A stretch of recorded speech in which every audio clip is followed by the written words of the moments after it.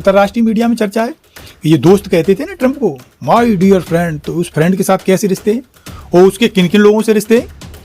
दोस्त का दोस्त तो दोस्त हो गया ना, तो वो उनका कितना बड़ा दोस्त था, इनका भी दोस्त था। तो आप अंदाजा लगा लीजिए। दोस्त के भी तो चिट्ठे खुल रहे हैं साथ में, दोस्त के चिट्ठे खुल रहे हैं, वहाँ चर्चा हो रही है।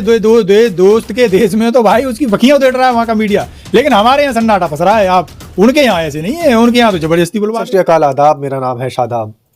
जेफरी एप्स्टीन का मामला एक बार फिर से देश में गर्मा चुका है और मामला इतना ज्यादा गर्मा चुका है कि खूब मीम्स बनने भी शुरू हो गए हैं। और मीम्स भी ऐसे बन रहे हैं, कई लोग तो कह रहे हैं नाच मेरी बुलबुल तुझे पैसा मिलेगा। हालांकि ऐसी बातें नहीं करनी चाहिए प्रधानमंत्री को लेकर के, लेकिन कांग्रेस के नेता हमारे साथ इस वक्त मौजूद हैं, सुमति यादव जी। बहुत बहुत स्वागत है सर आपका। जी धन्यवाद। तो जिस तरीके की बातें सामने आ रही है जेफरी एप्स्टीन को लेकर के, और ये बात अभी निकल करके दोबारा से सामने आई है, पहले तो लोग मानने को तैयार नहीं थे, लेकिन अब कुछ और सबूत हाथ लग गए हैं। आप ये देखिए, मीडिया में सन्नाटा है, कोई बोलने के लिए तैयार नहीं है। जबकि इंटरनेशनल मीडिया ने बहुत समय पहले ही ये उजागर कर दिया था कि दाढ़ी वाले साहब इसमें इन्वॉल्व हैं। दाढ़ी वाले साहब कौन से? मोदी जी। एक ही तो दाढ़ी वाले साहब हैं, बाकी तो सब। अब दाढ़ी वाले का मतलब अपनी दाढ़ी से मत लगाया करो, जो दाढ़ी वाले एक ही साहब हैं, ऐसे मत करो आप। बिल्कुल। चलिए, मोदी जी के बारे में कह रहे हैं दर्शकों, आप दाढ़ी वाले साहब से किसी और का अंदाजा मत लगा लीजिएगा। हाँ भाई, जब वो कपड़े देख के पहचानते हैं तो अब हम उनको दाढ़ी देख के पहचानने लगे हैं। सफ़ेद सफ़ेद बिल्कुल सिल्वर कलर की दाढ़ी कितनी खिलती है चेहरे पे, और मुस्कुराते हुए एकदम नूरानी चेहरा। जी। तो बहुत सारे ऐसे तथ्य सामने आए हैं जेफरी एप्स्टीन की फाइल को लेकर के, और एक मेल बड़ा वायरल हो रहा है। उसमें लिखा है कि इजराइल में गए थे और वहां पर नाचा गाया, सब काम किया। ये एक्चुअल क्या है ना, जब तक बिल्कुल चीज़ सामने नहीं आ जाती है तब तक ये मानते नहीं है। ये पहले भी कई लोगों ने इस तरह के कयास लगाए थे कि इनके वहाँ संबंध जुड़े हुए हैं, लेकिन मानने के लिए तैयार नहीं है। और सबसे बड़ी बात देखिए, विश्व के कई देशों में हलचल हो गई इसकी वजह से, लेकिन हमारे यहाँ सन्नाटा फंस रहा है, कोई बोलने के लिए तैयार नहीं है। अरे भाई, ये महाशय कितना देश का नाम कलंकित कर रहे हैं, थोड़ी सी चर्चा इस पर कर लो, क्या बुराई है भाई। कोई देश इनकी जागीरदारी थोड़ी है, क्या दिन ना ये देश की राजा थे, ये केवल यहाँ 5 साल के लिए बिठाया जाता है। और उन 5 सालों में जो ये काम कर रहे हैं, जो इनके कृत्य हैं, वो उजागर होने चाहिए, पब्लिक के सामने आना चाहिए। लेकिन नहीं साहब, उस पर नहीं बोलेंगे।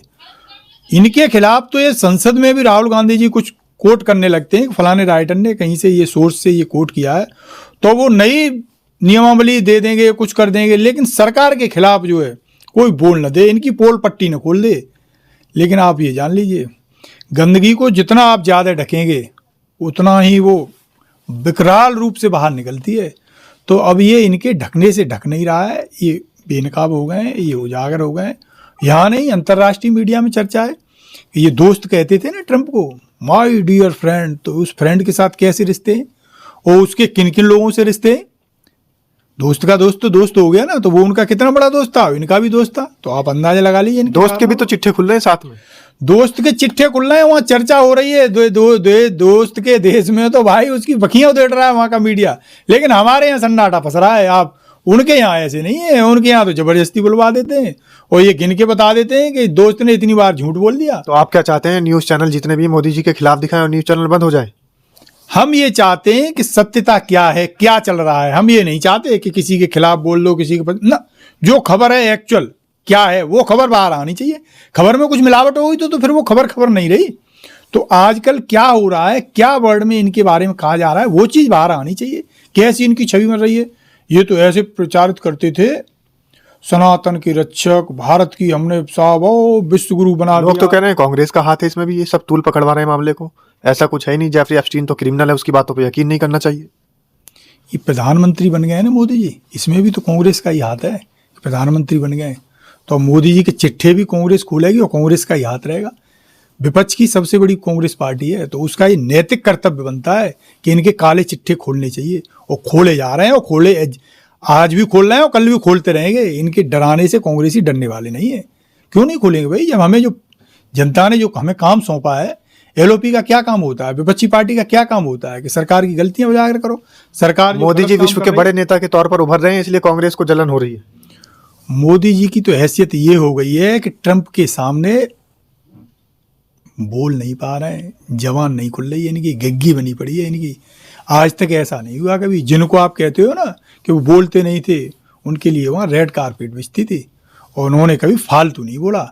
उन्होंने कभी दोस्त नहीं बनाया, लेकिन जिनने दोस्त बनाया था आज वो दोस्त ने ही इनकी इज्जत को तार तार कर दिया है। तो कांग्रेस नेता सुमति यादव जो हैं मोदी जी पर कितने इल्जाम लगा रहे हैं, जनता भी सुन रही है, लेकिन आप लोगों की इस मामले पर, इनके कहने पर क्या राय है, कमेंट के माध्यम से अपनी राय जरूर रखिएगा। हालांकि जो जेफरी एप्स्टीन की फाइल है उसमें 4 जुलाई से लेकर के 6 जुलाई को हमारे देश के प्रधानमंत्री इजराइल की यात्रा पर गए थे और 9 जुलाई को ये ईमेल आया जो जेफरी एप्स्टीन नामक एक अपराधी, एक दरिंदे का था, और उसमें लिखा है कि हमारे कहे के मुताबिक, हमारी सलाह के अनुसार मोदी वहां पर नाचे गए और वही काम किया जो हम कह रहे थे यूएस प्रेसिडेंट के लिए। तो इस तरीके की बातें सामने आ रही है। आप जेफरी एप्स्टीन की इस फाइल को, इस मेल को किस तरीके से देखते हैं, अपनी राय जरूर रखिएगा। बहुत बहुत धन्यवाद साहब। जी शुक्रिया। नमस्कार।